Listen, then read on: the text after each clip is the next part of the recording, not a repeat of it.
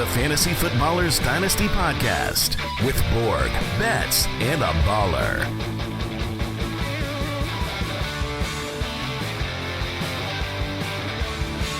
Welcome back. We're heading into week 3 here on the Fantasy Footballers Dynasty podcast. I'm your host, Kyle Borganoni, and I'm joined by Matthew Betz and Mike Wright. It feels, you said week 3. Doesn't it feel like it's like week 11 right now? Like, maybe it's just because, we're fresh off this Eagles collapse that has broken me. But it feels like with the injuries and just, so much change in the NFL in the last couple weeks, I feel like we're like well into the season, but it's only been 2 weeks. I don't know about you guys if you feel the same way, but I'm tired, man. Yeah, I'm tired. Kyle and I manage the League of Record team. Manage is a great way to say it. That team is a hot mess that I'm not sure how we fix it. But also, I am so happy that your stupid Eagles lost that game after being dumb and making me lose in fantasy football. If all they just give the ball to Barkley on the ground. So I'm sorry, Philadelphia. I am very happy that that team lost. There's a couple of really good fan accounts that I follow on socials, and they were, of course, interviewing the fans, like literally walking out of the stadium. So you can only imagine what those conversations were like. But yes, Fire Sirianni. Just, everything you could imagine. It was gold. Kyle and I talked a lot about this on the DFS show. Yeah, it was terrible. And Kyle just sits here smirking because he's a Falcons fan. So one of us is very sad. The other one, optimism. A week ago, the offense was broken. Kirk Cousins couldn't move. Now Kyle's sitting here. He's happy as a clam because my Eagles collapsed. So it's funny how things work in the NFL. Are they fixed, Kyle? No, because it seemed like the Eagles are that bad on defense. Accurate, but they weren't. They weren't. It seemed like they were bad for a drive. Per play, they've been really bad, and they were really bad against the run. Okay. Bijan just gashed them over and over and over again. Go ahead, run funnel, baby. I'm a person. Sometimes I wish I could just delete being empathetic because where Betz is, I've been there so many times. And so, I wanted to come on here and dunk, but, I just know how the NFL works. Things will change. The same thing we talked about last week where everybody was scared about Marv. Everything's great about Marv. We're going to do that with every single player about 30 times. And I did want to get your perspective, Betz, because you have your head around injuries. But, in my leagues, I have people telling me, this is the most ever. And I tried to look back at data.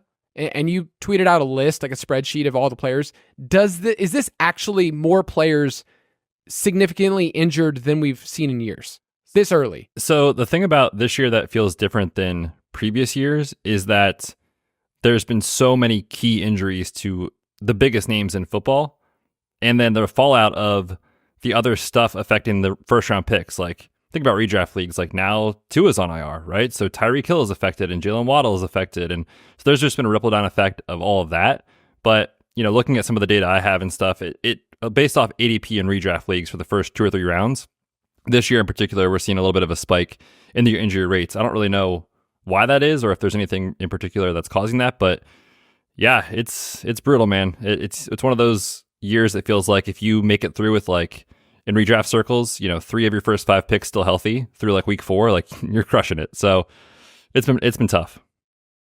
Yep. Anecdotally, based on mine and Kyle's team, it's the worst injury year of all time.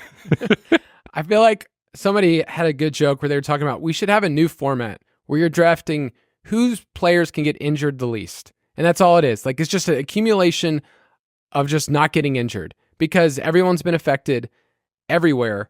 And get those cardio kings, man. Guys just who are Alec actually Pierce? Running. Yeah, they're getting snaps or running routes, but they're never in danger because the ball doesn't go. Jahan Dotson. Yeah. No AJ Brown. He's on target. Now, would you say, not a doctor here, I'm not, but all of the cardio that Alec Pierce did last year seems like it's paying off so far. So I'm just connecting the dots here. That's my job. You tell me the medical advice, because it seems like he's been conditioned and he's good to go this year. He was, dare I say, in the best shape of his life this summer, coming off that incredible cardio season from the year prior. So he just parlayed that right into the summer. Great training camp. Yeah, man, isn't he like a top 12 fantasy wide receiver right now? Oh, yeah. He's the wide receiver 6. Okay. We're on the upside down. In a world where no one is scoring touchdowns and he has 2 of them, like I don't know what's going on with the NFL guys and of this lack of scoring. I don't know where the blame is, and I look at it like that. It's blame. This is not me being happy that the defenses are fixing things. Someone is to blame, and we need to correct it because passing is down, scoring is down, and that's what people want. We want big, awesome plays. The thing about our game is that, like, the NFL, despite some of these things, like, the ratings are through the roof. So it's not like it's like, oh, this is a bad product. I still love it. I still love the football. I just want more fantasy points. Particularly on my team. If I can make that work. For my squad. Look, if we're going to get specific about it. On this show, we're going to do a weekly rewind. So we'll talk about some players that we watched some film of, snaps, the routes, just to kind of give you behind the scenes, the lay of the land of some of these players. Like, some stat lines kind of betray certain players, and other times we watch the film and go, yeah, that dude wasn't open. They didn't care. They didn't look his way. So we'll talk about that on a weekly rewind. And then, guys, there are some trends that might kind of hinted at when it comes to quarterbacks and specifically tight ends. Like, that's been a big point of, like, there's no touchdowns at all for anybody. It's just like Jalen Naylor gets 2, Lazard gets 2 in week 1. These are the dudes that are catching the touchdowns that are helping people in their, 25. Trey McBride had to steal one. That's the only way he can get a touchdown right now. His has a little asterisk next to it, and it's great. It was still worth 6. Counts. So yeah, we'll get into it. Let's jump in the film. Weekly Rewind. Mike, you weren't here last week, but I got to repurpose. Oh, thank goodness! I know. I heard it. I heard the drop. We don't use that anymore. No, we don't. And it used to be a staple of the show, so I have commandeered it. I'm the captain now. So every week we will rewind the film and do a deep dive on a player. So, Betz, you start first because this player wants all the targets in the entire world, and they're going to feed it to him. It's all about 50 last week. Did Malik Nabers. It was an unreal week. And obviously the matchup was there, right? You talk about the Commanders can't stop anybody through the air. But from week 1 to week 2, week 1 comes out, Malik Nabers' first career game, Daniel Jones' first game off the ACL. It wasn't ideal, obviously. But 5 for 66, no touchdowns in week 1 was fine in PPR formats, of course. But it was more like the usage that was kind of like, what are we doing here in New York? Almost exclusively, like it felt like Cliff Kingsbury 2.0 with Nabers in week 1, where he was just pretty much only seeing targets on the left side of the field, not a very diverse route tree. Brian Daboll comes out this week ahead of week 2 and says, that's a mistake. Like, we need to feature this guy in every facet of our offense. Dude saw a ton of targets, but more specifically, just where he was used was so encouraging. Getting him moving on crossers, pre-snap motion, that kind of thing, he was unstoppable. And, going back to like his college profile, the thing that stuck out to me so much with Nabers on tape was just once you get him going, his explosiveness and speed, it's so difficult to stop. And it's not rocket science. You get that going and it's going to work with a guy like this. So that was super encouraging from a scheme perspective, what I saw with Nabers. Obviously, we can't expect maybe that production every week because they don't always get to play the Commanders. But it was really encouraging to see his usage there and his role grow in week 2, where he truly is, I think, already an alpha in this league, or at least he has the ability to be that. There is also, like, we make the jokes about if I had a number 1 wide receiver, I would just throw them the ball on every play. There is a point where these guys are just going to perish. Like, you can only get hit so many times in that time span, and it's going to take a toll on your body. So while that was awesome for 1 week, yeah, I'd like to see at least a couple other players get involved here for the Giants. And some of those targets too, like Jones I mean, if they catch him, like if we have Neighbors on our roster, we want them. But he's just chucking it into like double and triple coverage on the sideline. Doesn't have a prayer to catch that ball.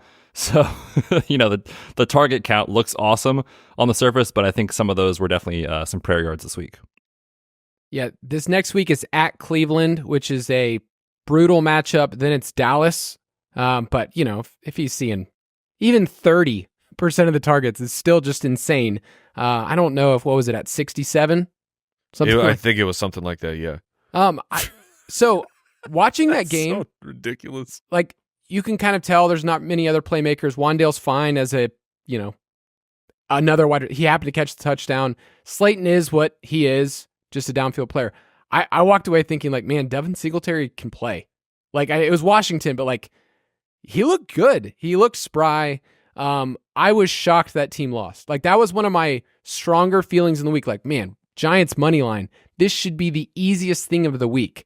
And they found a way to lose despite not giving up a touchdown. Incredible stuff, Giants fans, by the way. I don't know how you do that. Mike, you got a name. I do. I just wanted to quiz you guys real quick. Who's got a higher yards per carry right now, Devin Singletary or Saquon Barkley? It's got to be Saquon. Single Bills. It's Devin No Singletary. way. I wouldn't ask the question if it weren't a funny I thought it was answer. a trick, Mike. What is Singletary averaging? 5.1. Whew. Imagine having Singletary. 16 for 95 will do that. Imagine having Singletary on your roster like 4 or 5 years ago, and it's no one wants that, right? No one's like so excited about it. But if you just held that dude for like the last 5 years, you would have gotten RB2 production, year in and year out. So the guy I want to talk about is Travis Kelce. It's not just a complete film study, which I did. I watched everything. It's a what is going on with the Kansas City Chiefs. Number one, the passing attempts are way down. I mean, not necessarily down from last year, but just of where we hold Patrick Mahomes. He is still he rests upon the pedestal that we all hold up for him as the number one quarterback on his way to being the greatest quarterback of all time. And yet it's been about a year and a half since we've gotten high-flying Kansas City Chiefs and Patrick Mahomes. And Travis Kelce, like, what is happening with his usage? I mean, he's still on the field a ton, but he's having to do a bunch of blocking. The offensive line didn't look great to me against the Cincinnati Bengals here in week 2. Give him the due. Travis Kelce did have a huge catch and run that got called back on a penalty, and the penalty was the only reason why the play was even able to happen. It was a holding where Mahomes was able to roll out, but then Kelce looked good doing his rumbling and bumbling down the field. But overall, I don't have this huge library of doing the all 22 on Travis Kelce. So like him 2 years ago versus now. But it looks a little lumbering. It looks a little disinterested almost, and not just that.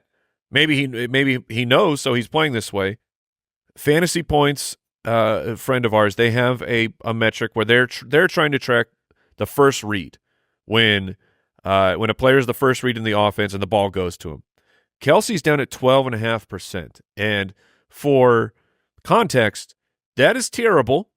Guys who are looking better in that particular metric: Brenton Strange, Jonnu Smith, Austin Hooper, Greg Dulcich, Hayden Hurst, all tight ends, all with a higher first read target percentage than Travis Kelce. It is very strange what is happening out there. Like Rice is he's the focal point of the offense now, and then they're getting the gadget plays going in there. I am so baffled by what is going on with the Kansas City Chiefs now. With the injury to Isaiah Pacheco, maybe everything just flips back on its head immediately, and the world is correct and right, and Mahomes is back up to giving us 300-yard games. Kelce's tearing up the defense. He's giving us 70 and a touchdown. But through these first 2 weeks, he's not even the highest scoring tight end on his team. He's the tight end too, man. Like, on his team. It is so insane what is happening. We talked about, we think that Kelsey he'll see some lower usage because this is a team going for the Super Bowl. We saw it at the end of last year. The snaps got throttled down. The snaps are way up for Kelsey. He's out there trying to block, and Travis Kelsey's blocking it's not always the best thing you've ever seen when you're watching it. So I am absolutely baffled about what is going on with Kelsey and what to do. I don't know. Like, I don't have a gauge of what to do because the he is such a high-powered name that trading him low could look like the worst mistake you've ever made in 2 weeks. But if we get 3 weeks down the road and you're like, man, we all should have traded Travis Kelsey, so I don't know what to do. Do you guys have a read? Like, how are you handling Kelsey right now? I mean, especially in Dynasty where, like, it seems like coming into the season, you still could have gotten a ton for him. We're only 2 weeks in, but the market fluctuates very quick in Dynasty, and his market has to be down. For sure. I put out a couple of flyers in leagues that I'm in. I don't have him anywhere. And so flyers to acquire? Yes, and I just wanted to gauge, so I'm low balling here, like, okay, well, I'll give you a second and maybe something else. And just kind of gauging, he carries the name so that whoever I'm talking to says, like, do you know who this is? Like, do you understand this player that you're trying to trade you're like, for? yeah, the tight end too for the Kansas City Chiefs. I know who that is. Yeah, less points than Noah Gray, than Jared Wiley. Like, he's barely on the team. So I think you would do right to at least just inquire about where this person is with him. Now, you're not going to get him for cheap. You're going to have to probably give a first and maybe something else right now. But I do have some thoughts later on in the show when we get to the Dynasty download section of, like, tight ends as a whole are feeling it. Like, they are just right now bleeding out when it comes to just production. Like, it's just not working at all for the top tier guys. And I think it's because defenses are changing. But Betz, do you feel like he's a player that you can try to acquire? I mean, obviously, you're only doing this if you think you have a chance to win this year because he turns 35 in 2 weeks. And, I'm not one to speculate on off the field type stuff, but it seems like there's other interests that are starting to develop clearly for him off the field. His bro's like, this life is great, man. I mean, did you see dude. Jason on Monday Night Football? He was living his best life. So obviously, like, that is in the back of my mind of, like, does he give it just this year and then move on? Or is it this year and next year? So obviously there's a very short window of production that you're trying to capture for Kelsey, whether it's this year or next year or both. But the greats don't do incredible things and then nothing the next year. They usually fall off rather slowly. Last year when he had opportunities, especially in the playoffs, he was still awesome. So I'm more chalking this up to small sample size than anything. I can't argue the usage has been just abysmal. But like you said, with Pacheco on IR, he's out 6 to 8 weeks. I mean, Andy Reid is a great coach. He knows how to get his guys the ball, especially his best players the ball. So I just think you're going to see so much Rice, so much Kelsey, so much Worthy moving forward that if it's a buy low opportunity to get him for a contender, I think I'm willing to do it. Understanding, of course, like, you're doing it for this year specifically. All right, I'm going to throw out a player that week 1, the narrative we wrote was, this is the exact same thing. After week 2, complete opposite. It's Jackson Smith-Njigba, because week 2 was fun. If you had Njigba, then he was probably on your bench because you were like, oh, it's the Patriots. Yeah. I got to wait and see it. So I have him on a couple of teams where I'm like, that's awesome. I didn't get any points, but I went through and watched the film, and he's still getting a lot of short area targets. Okay, so I don't want us to look at the final stat line and just be like, man, there's these monster plays. They were just consistent, but he is mixing in deeper routes. And I would say JSN, I wouldn't call him like quick. He's more just like slippery. I don't really know the best way to describe his speed, because I feel like when I watch him run, he's running to spots. He knows what he's supposed to do. He understands space. But I wouldn't say he's like, man, this guy's lightning quick or anything like that. Like, the best comparison I've given this offseason is he's Chris Godwin. Like, that's his best projected outcome. The fact that he was the first wide receiver drafted, I think we all had the expectation that he's supposed to be this alpha. And I think he kind of fits better like what Godwin was, where Godwin's killing it this year in the slot. And, he had a year where he was the wide receiver too. But his expanded slot role was awesome to see. And then he did see the third highest air yards of any wide receiver in week 2. So last year, Seattle didn't target the slot. They were dead last in yards per out run. They didn't care about it at all. So my question for you guys is, what is he moving forward? Because going into this week, he was like, I guess I could flex him. But has he been elevated to, I don't know, wide receiver 24-ish? Or is that too high right now? 24 is probably okay. I don't mind that. He's in that wide receiver 2/flex range. And like that's a game I still need to go back and watch. But from what I saw, it's like, dude, Geno looks good. He still looks that guy where last year, even though the counting stats, like the raw production wasn't there, you have to dig a little deeper, and the behind the scenes metrics of like adjusted completion percentage and all those things were no. Geno was still had a good year. The team overall though just it failed and failed Geno Smith. So if they have turned around, which we are talking about the NFC West division leading Seattle Seahawks, yes. they look better. And Geno still continues to look good, so that is very encouraging. And just to remind you, Kyle, it's not just that he was the first wide receiver. It was that he was the first wide receiver, and we had multiple guys in the NFL who we already felt were great. Chris Olave and Garrett Wilson, who were saying, this guy's better than us. And like that was a wild thing for someone of that caliber to say. You never hear wide receivers say anything like that, even about their teammates. Right. Like, who's the best in the NFL? Oh, I am. I'm I'm the best. So there was such a huge narrative that built for JSN for him to live up to, and like it was week 2 was such a correction for a lot of these. Not just Marv, Malik, and the in Seattle.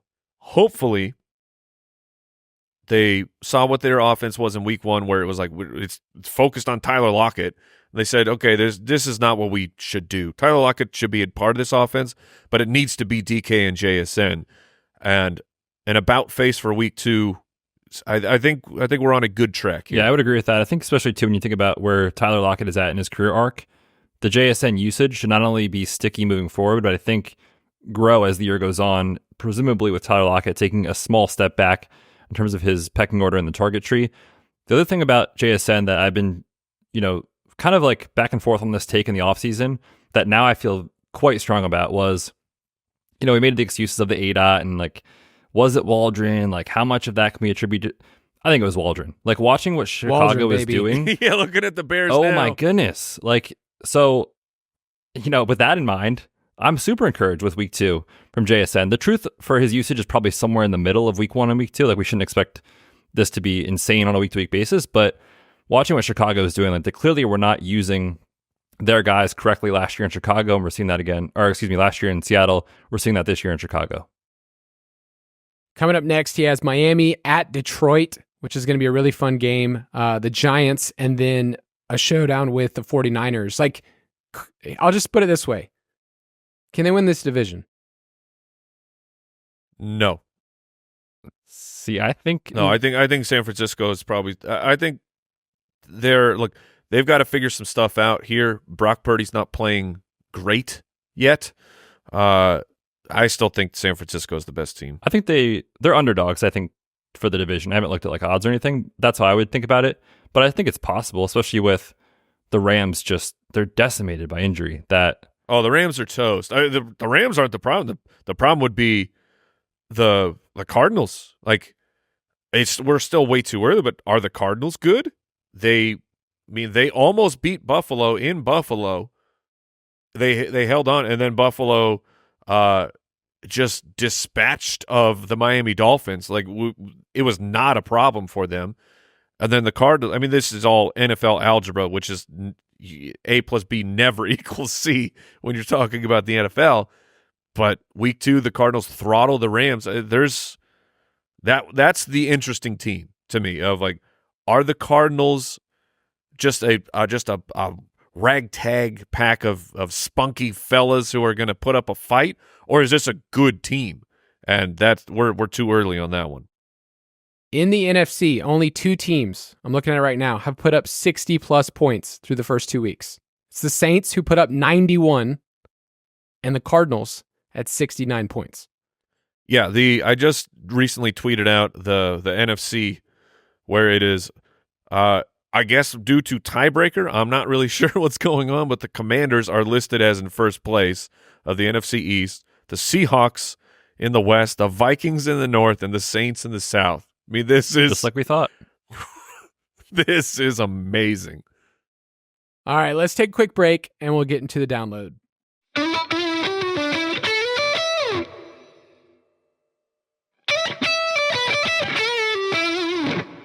One of the best parts about our job is that a lot of this just writes itself. Like, there's the script writers, there's the good jokes everybody has, but like every week we get to come in, we get to talk about this, talk about players, and it's like, I did not see JSN going for 16 targets or whatever, or Marv for 2 touchdowns in the first quarter. It's like the NFL's really good at creating a product, and we get to talk about it, and we want to keep talking about it, and we talk about it all offseason, but it's like, man, like we just show up and we get to talk about these crazy teams like the Commanders or whoever. We get seismic movement every single week, like where, in basketball and baseball, if you're covering it, it's going to be how long before you start to buy into something's actually changing. And in football, it's week to week. Yeah. So much variance, so much more than we realize. And We're on to week 3. Dynasty Download.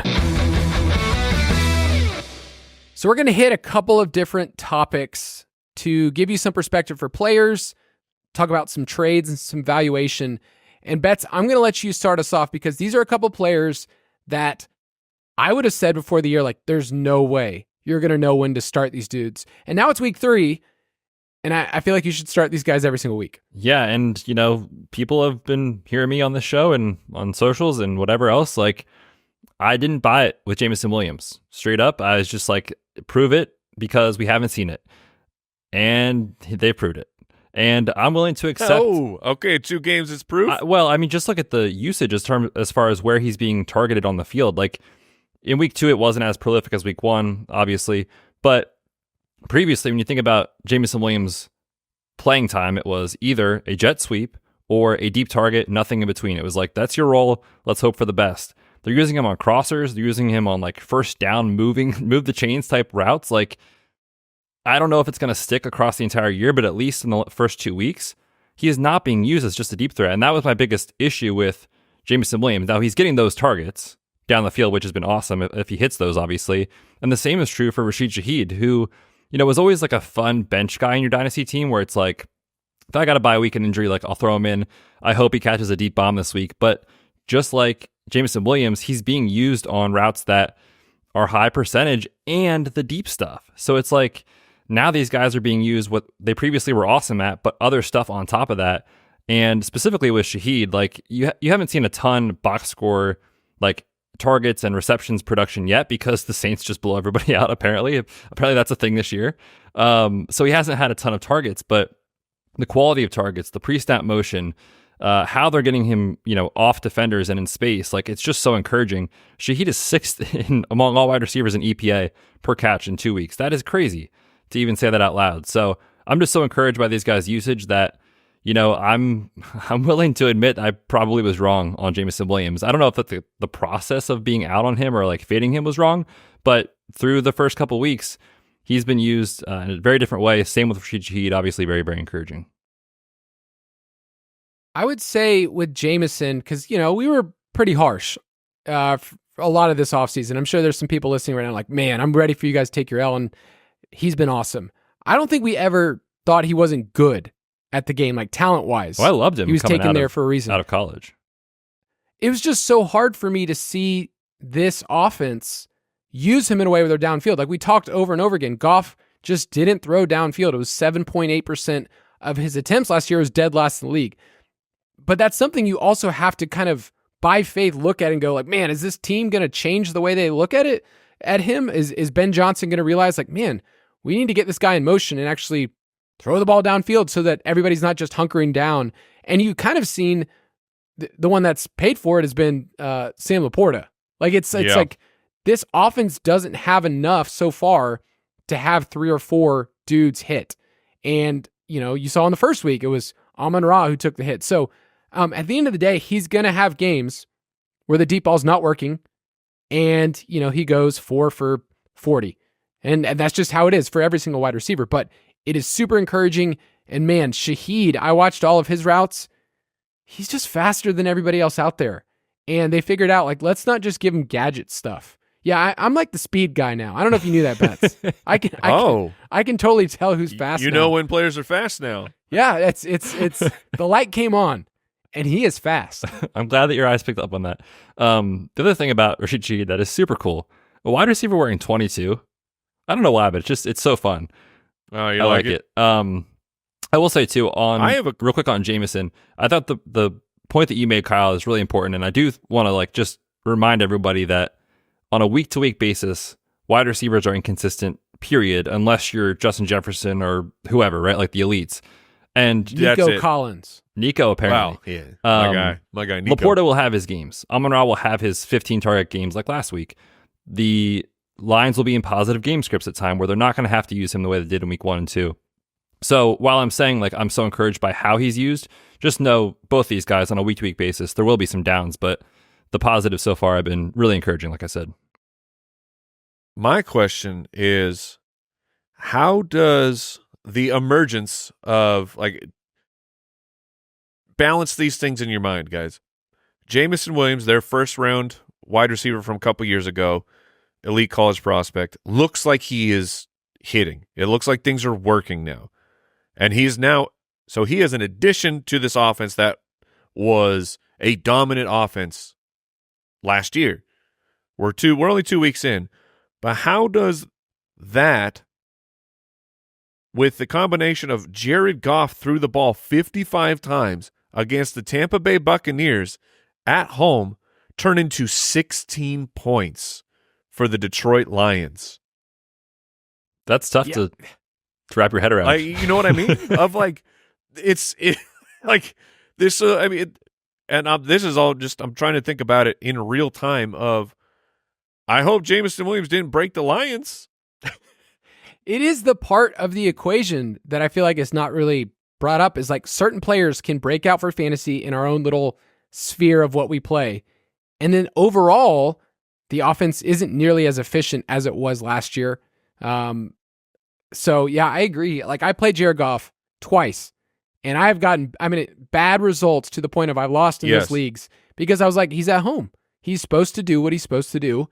He's at home against a team that he should put up points. I don't know if you guys heard. He has a lot of games. No, I just found out the stat. He has a lot of games indoors this year. It hasn't worked. Yes. Yeah. So far we're 0 for 2. So let me gauge y'all's thoughts on Jameson before we move on to the next part. Is I feel like before the season you had a window where if you wanted to just buy in, it's like, all right, I'm in. I'm just gonna roll the dice. Now the manager who has him says, I've been waiting for this. The price has gone way up. If you're going to get him from me, no chance. He's my wide receiver 2, whatever it is on your team, wide receiver 3. So is he one of those players where he's just not going to be acquirable right now? Like, people don't want to trade him away? I think you can still go get him. The price is definitely up from what it was, but the price was quite low for the offseason. I think that if you are in on Jameson Williams, like you're pushing your chips all the way in, I think you can go get him for not as expensive as he's going to be. Because I'm in on Jameson Williams. I think that he's gonna turn out to be very, very productive. So maybe a first might be able to go get him. You're gonna have plenty of managers who have held on to him the whole entire time, and they're like, no way, I'm sunk cost fallacy of Jameson Williams. Like, I'm going to ride this out no matter what. But I think that there's going to be several scenarios where you can go in with if it's a strong offer initially, and the other manager's like, oh, I can get this, and maybe Jameson Williams is not a real thing, and I can go get this first rounder or whatever. I think that you could still get that done. But if you're going to do that, you got to act quick. All right, let me give you some names, and I've got one here from the Falcon, one of our deucers. Would you rather have A.J. Brown or Jameson Williams in a high first-round pick? Let's call it the 104. Ooh, the 104 next year and Jameson Williams or A.J. Brown. Gosh. I think I would take I'm AJ going. Brown. I'm going to stick with I'm still sticking A.J. Brown. I think I would too. Would you rather have Jameson Williams or George Pickens? Jameson Williams. I think it's Jameson Williams. I think I'd take Pickens there. All right, let me give you one more name here. Would you rather have Xavier Worthy or Jameson Williams? Worthy. All right, I'm hitting the right Williams. spot Yeah, you are. I think it's Williams. here. Okay, good. All right, one more. I just got to throw it in. JSN or Jameson Williams? JSN. Yeah, I'm taking JSN as well. Mike, you're going to tell us another young wide receiver who was also taken in that class. And Yeah. we've been through this before. I feel like we have talked about this over and over again.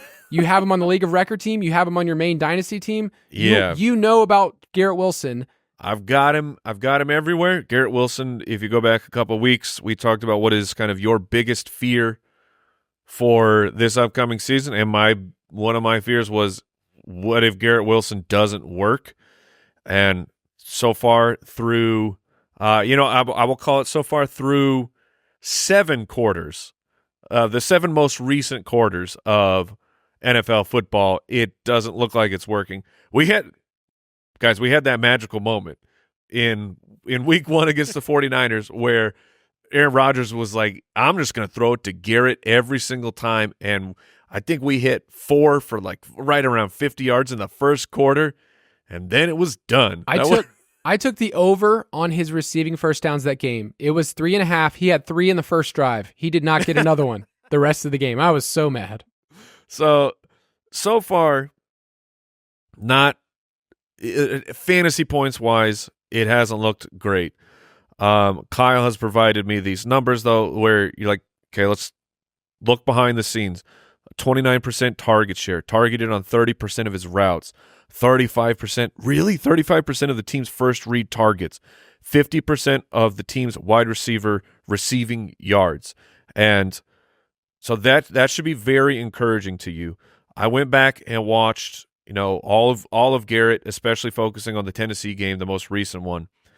There was a few takeaways here. Number 1, L'Jarius Sneed is just an absolute monster. He's an eraser. It's so strange how there's usually just a small handful of this level of a DB in the NFL at the same time where they can't get fooled. They don't get fooled by any of the release moves by the wide receiver. The wide receiver can't use speed to get away from them because the DB is just able to close, and he's like a magnet. And when he was guarding Garrett Wilson, for the most part, it was really tough when he was lined up against Sneed, which was 76% of his routes. He did have 2 catches for 34 yards. One was like this slant where he had to slide down and Rodgers barely got it to him. So I think there are brighter days ahead. In that Tennessee game, there were at least 2 huge missed opportunities for Aaron Rodgers. And so I don't think we have a Garrett Wilson issue yet. Which is it's hard to say that we're waiting so long for Garrett. But Rodgers is rusty. He missed all of last year of football. When he was gonna play football, I get he's got his people there, but it's like he's on a brand new team with new teammates and everything, just getting used to everyone. It's gonna take a little bit of time here for Aaron Rodgers to knock that rust off. So while I don't think Aaron Rodgers is going to turn back into an elite option. Watching Rodgers, he seems a little uncomfortable, and maybe it's the Achilles too.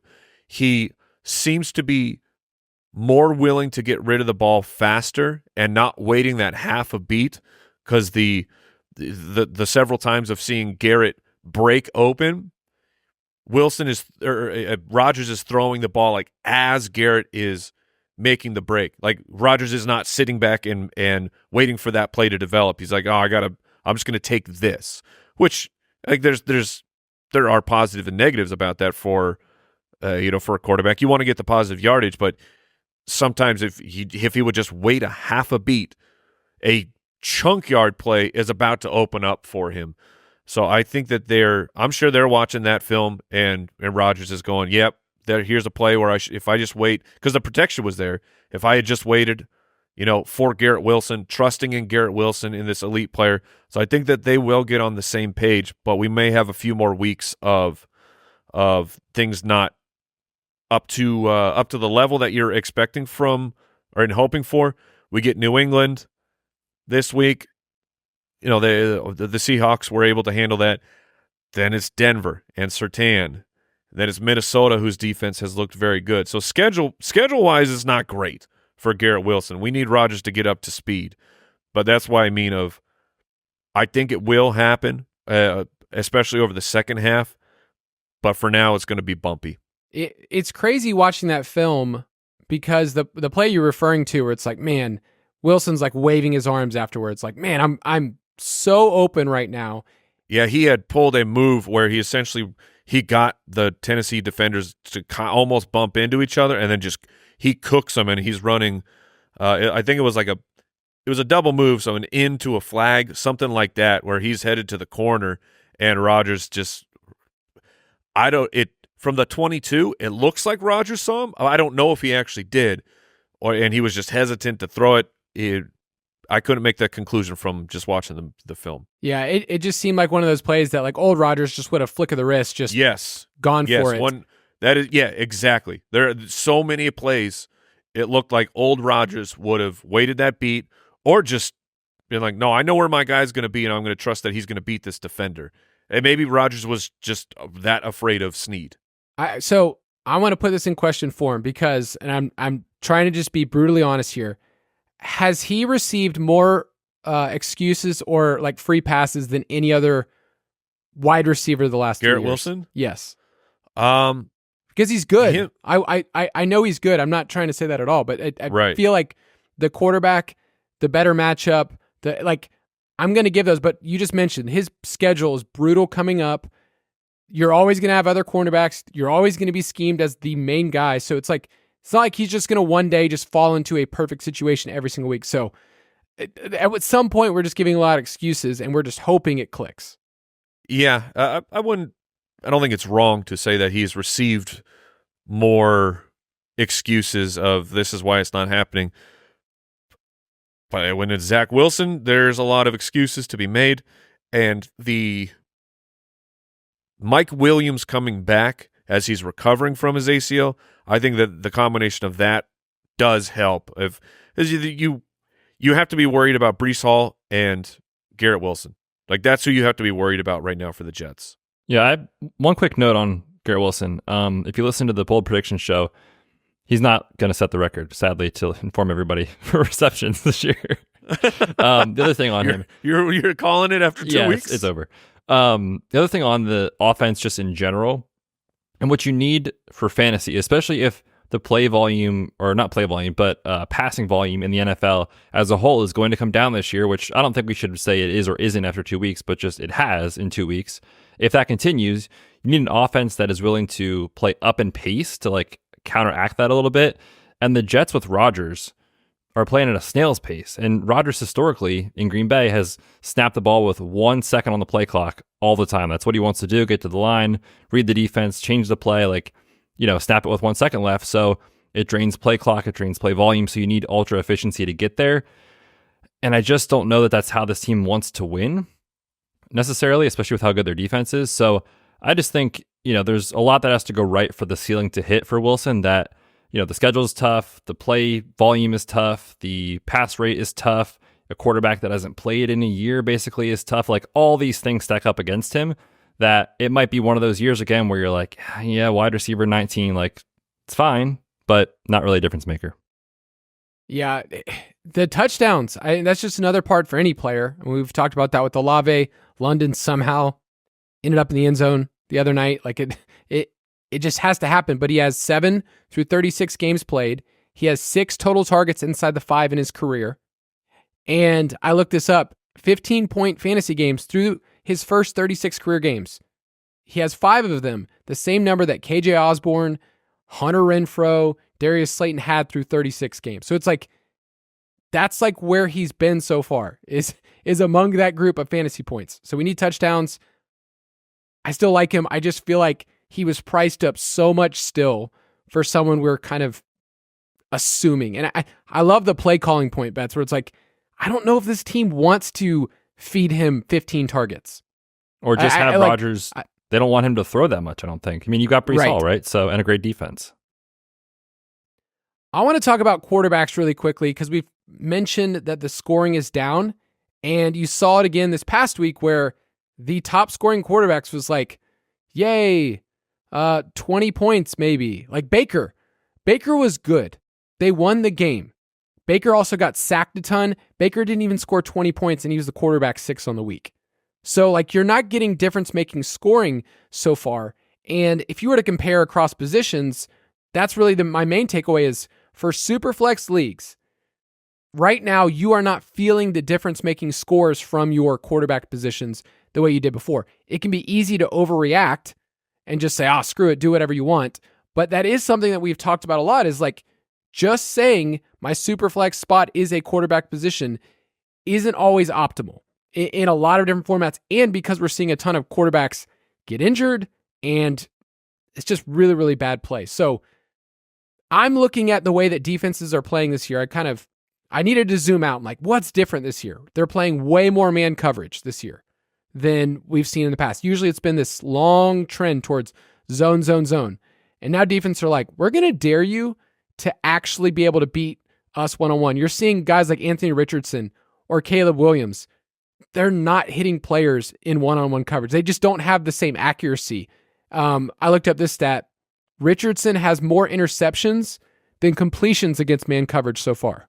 Like, good Lord. 2 interceptions, 1 completion against man. And wow. It's interesting. The quarterback who leads the whole league in passing touchdowns versus man, Sam Darnold.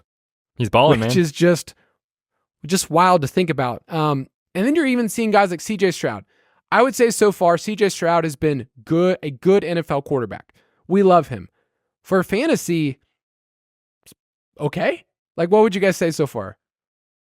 I mean, if you're based on Dynasty, vibes. Dynasty, it's okay. But I mean, like strictly redraft of what you had to pay to get CJ Stroud, him and almost all the other top quarterbacks, I guess, other than Lamar and Allen Lamar and Allen are fine. But what you had to pay for Stroud, you got to be bummed right now. Yeah, for sure. Quarterback 8, quarterback 16. He actually has been sacked. I was looking this up. Every time he's pressured against man coverage, he's been sacked half the time. It's like he's just kind of falling victim to that. So we're seeing that across the board, that things are changing and the top options aren't being difference makers like they used to. So I'm not telling you to trade them. I just want people to be aware that when you're in Superflex leagues and you are trying to make these trades where quarterbacks are valued so much, you're not getting the score you want. Now, there are certain quarterbacks who can just destroy man coverage. And it's like Josh Allen. He doesn't care about his first read. He can do whatever he wants. He can take off. But I think people are holding on to their quarterbacks more than they should, where there are guys right now. We're talking about Geno. Man, Geno's been great. He's a great quarterback too in a dynasty league that's probably underrated that I would go after right now. Baker was that guy that you probably can't get from the manager now, but going after those guys to solidify your room is better than what we said in a startup saying, I'm going to take 2 studs. So far, it hasn't worked out. Yeah, I think too, and we talk about this a lot, seems like every year, but again, like, the quarterback quality dries up super quick, not just in fantasy, but in real life. Like, how many more games is Will Levis going to start? Like, Callahan at the podium can't help himself these days. Like, I think Mason Rudolph is going to start games. Tua just went on IR, which that's injury related. You can't really predict that, but Tua's on IR. Like, Bryce Young just got benched. Are you really going to be excited about starting Andy Dalton? No, of course not. Bo Nix is unplayable. Caleb Williams is unstartable right now. Like, Jordan Love is injured. Like, the list kind of just goes on and on and on. And again, some of those are injuries, so you can't really predict that. But just, Yeah, again, just the idea of like you have to start 2 quarterbacks in your Superflex league. I think it's further from the truth than a lot of people realize, especially with what's happening at the state of the quarterback position this year. Or, like you have to take Caleb Williams with the 101 in your Superflex rookie drafts. Got to do it.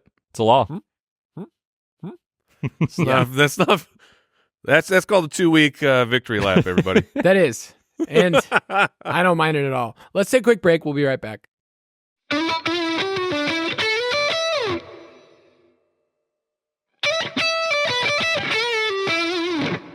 We're back. We're going to hit a couple more topics here before we close out. We've seen Bryce Young, and we've seen that it wasn't good, but there are a couple other young quarterbacks that I'm just going to say it, like, it's painful to watch.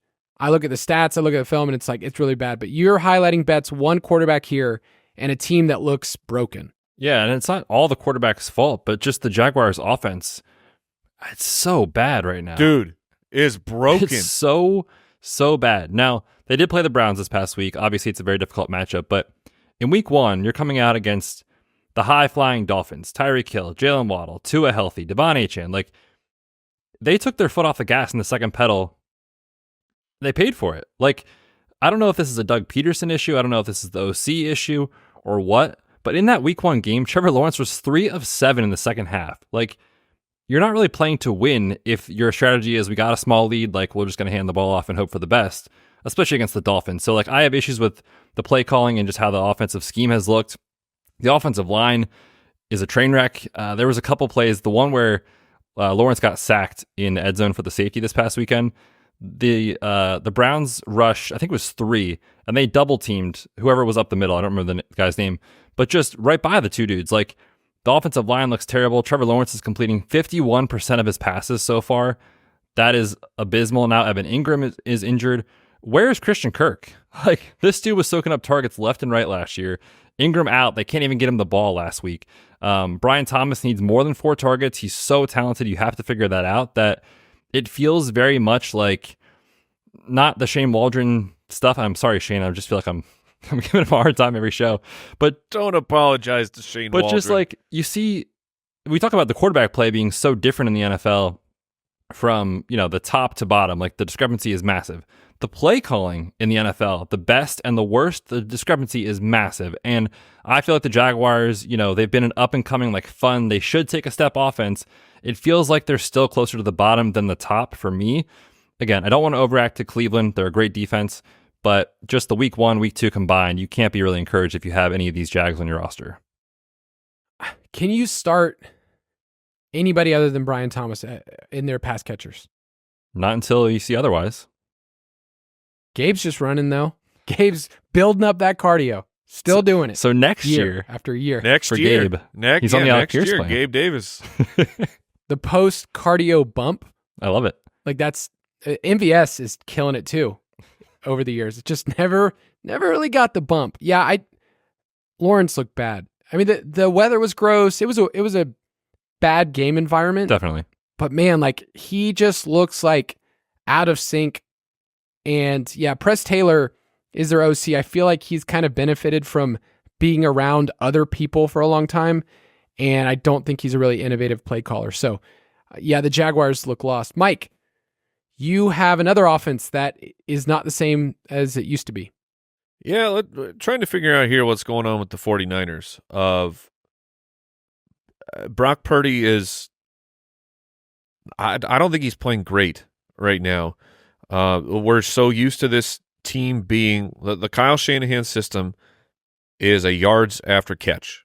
This is what they do. He gets specific athletes on this team to run his system, and we are not getting that at all. And they are, in fact... So, Kyle, you've double-checked on this here? It's true. They are dead last right now. That's a team in yards after catch rank. That is absurd for a team that, let's check, was over the past few years, first, second, first. And they're dead last right now. I don't know if that's going to improve with Debo missing a few games here, but it's wild of they were in a real negative game script, and Purdy had to throw a ton to catch up against the Vikings. So he actually leads the NFL in passing yards. He leads in passing first downs, but he's taking a bunch of sacks. His astronomical touchdown rate has plummeted as he has one passing touchdown through 2 weeks. Is Brandon Aiyuk being punished? Is he being punished, or is this Brandon Aiyuk is not in football shape and ready to go? Because he has been the first read 8 times, which is one more time than Jawan Jennings. Like, you just gave Brandon Aiyuk the contract. Force him the ball. Like, you gotta. I don't know, it's so weird to me of what's going on with Brandon Aiyuk. If his lack of being part of the offense, like, their hand's gonna be forced now with Debo missing the time. But it's so strange to me what is happening. Like, we're not seeing the players catch the ball in stride, in movement, and racking up that yak. So it's bizarre to me what is broken right now. I do think they get it figured out, but in the back of everyone's mind is definitely going to be did the NFL figure out Brock Purdy? For sure. Like, it's been, one of the greatest stories of the last couple years of Mr. Irrelevant here, taking his team just to the playoffs multiple times. But did they figure something out against Brock Purdy? It's too early to tell, but right now they are very broken. And I don't think it's a Christian McCaffrey problem. Jordan Mason has played very, very well. Maybe they're not getting Mason enough targets. I think he had maybe 1 target this past week. I'll verify that. Betz, is that correct? That's correct. So maybe that's an issue, that the offense is not utilizing that part of the game, opening things up for guys down the field. I don't know. I don't know, but I just want to call attention to it of the numbers are somehow excellent and terrible at the exact same time for Brock. They were always a team that you had to bet on efficiency, and it felt like it was a good bet every single time. It's just like, oh man, this team's different. And so we are getting into a little phase. Remember they had a little streak last year when Debo was out. It was like 3 games. They lost 3 in a row. Yes. And you're like, okay, our team's figuring them out. And then, of course, they rebounded. They were fine. They're 3rd in red zone drives. So they're getting the red zone. They're sustaining drives, but 17th in red zone TD rate. And you saw that week 1 That's brutal. Was the Jake Moody game. And this past week, there was turnovers. They turned it over inside the 5. Purdy had an INT. He had a sack fumble, and they turned it over again. So I think it's a small sample size. I think they'll be fine. It's the Rams this week. So I think that'll change. But I do think overall, you just look at the players and you go like, it's so hard to sustain that level of efficiency. That was my thing with Aiyuk. It's not, is he a good player, but just like math says there's no way this dude can repeat the same thing. Oh, yeah. His yards per completion? Oh, yeah. And his first downs per route run, all of those things. He's averaging right now. This is the low side, but I just think it's humorous.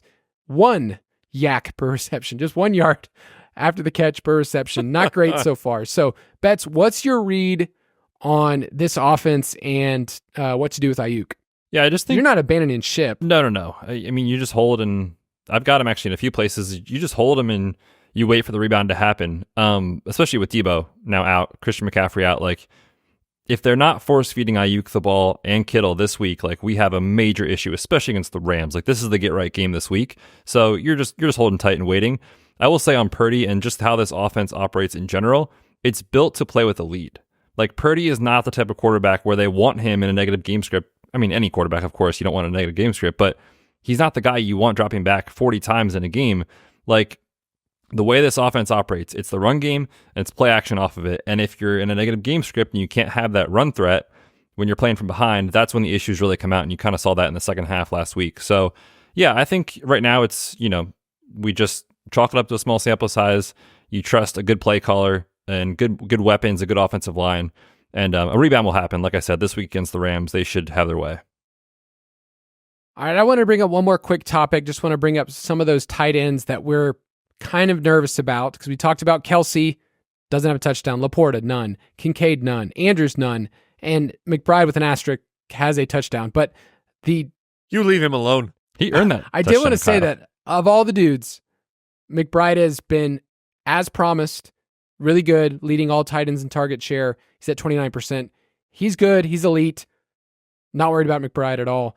I am worried about tight ends league-wide, though, because I think the shift has been these defenses playing more man, and on top of that, they're also playing even more two-eye safeties when they are in zone, and that takes away some of what tight ends are kind of good at. And the problem about having an elite tight end in Dynasty is when they're elite, it's the best feeling in the world. Like, I have a positional advantage, and then when they are on your roster and they're not showing out, you're like, this just feels like I'm like everybody else. Like, I thought I was special, and yet this person's coming into this knife fight with Tyler Conklin, and I've got Mark Andrews, and yet we're pretty much at the same spot. Yeah, and my equity invested in this player is very heavy. It's so frustrating because we need tight ends to be the first or second read in the offense. Like, if they're the third or fourth, it's really hard for them apart from touchdowns. Like, you can have like who is it? Like a Robert Tonyan or like a Kyle Rudolph season where you have this outlier touchdown season. But at the end of the day, I want tight ends that when they look at the offense, it's like, okay, this guy's the second read. And with Kelsey, you mentioned it earlier, Laporta right now is so far behind. Jameson has 20 first read targets. Amon-Ra has 18. Laporta, 5. The Laporta fall is insane. What if I told you he has the most routes of all tight ends in the NFL? Okay. Is that better or worse? Like, there's opportunity and yet they don't care, or at least he's not targeted that way. Cardio boy, Sam Laporta. Who knew? I'm looking at it more positive. Of again, of talking about Jameson Williams breaking the Lions' offense. That's very tongue in cheek, but it's their offense is not doing what it should. Like, this is not the expectation or what we're accustomed to from the Detroit Lions and Guns Mahoney. So that if he's still out there, you expect things to fix. The other thing on Laporta, in terms of his usage, they've been, like when you listen to the broadcast and stuff, especially in primetime games, when those guys have their pre-broadcast meetings with the teams and the coaches and whatever, like, they give you kind of little nuggets of what they're hearing. Every time the Lions are on, and I say every time, the 2 games this year, they mentioned something about they want to get Gibbs in the receiving game. They got to get Gibbs the ball in the receiving game. And of course, like, he's an awesome receiving back, but if his role continues to expand in that facet, and you have Amon-Ra in the short area of the field doing the same stuff he always does, which is incredible, it really leaves a thin spot for Laporta to be an elite tight end if the Jameson Williams thing is happening, which it seems like it is. So it was the part of the argument of why Jameson Williams can't work. Right. Is because how does he, with those 3 established at the top of the target order, how does Jameson Williams get in there? And what was not, I would say I'm guilty, I didn't even give any thought experiment to what if Jameson Williams actually breaks, what if he becomes the number 2, what is the fallout from that? Because that's what we are experiencing right 100%. now. It's like Thanos. It's like, what did it cost you? Like, oh, well, it actually cost you Sam Laporta. Like, yeah. That's the thing that at the end of the day, you wanted this Jameson thing to work, and this is what it's going to cost you. Now, I think he'll be fine. I think he'll get his touchdowns. Last year, 6 of his 11 touchdowns were against the blitz. So I think Goff is going to rebound. His touchdown rate's going to rebound. They're going to be in games. They're going to score points. Their secondary is still not fixed. The biggest issue with Laporta of why we felt like he was being overdrafted for redraft was he didn't have volume. He was just an absolute stud when it came to catching touchdowns. So you got to have at least some volume.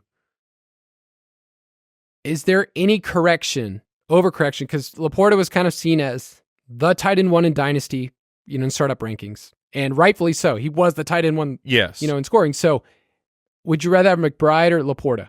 McBride. I think I would too. Yeah, there are literally 2. No, I'll go 3 because of Devo's injury. There's 3 tight ends who I have any confidence in the NFL this year as of right now. It's Trey McBride, it's Brock Bowers, and it's George Kittle. Anyone other than those three guys, I don't want to invest. Yeah, like Travis Kelce should rebound. Sam should rebound. Mark Andrews should rebound.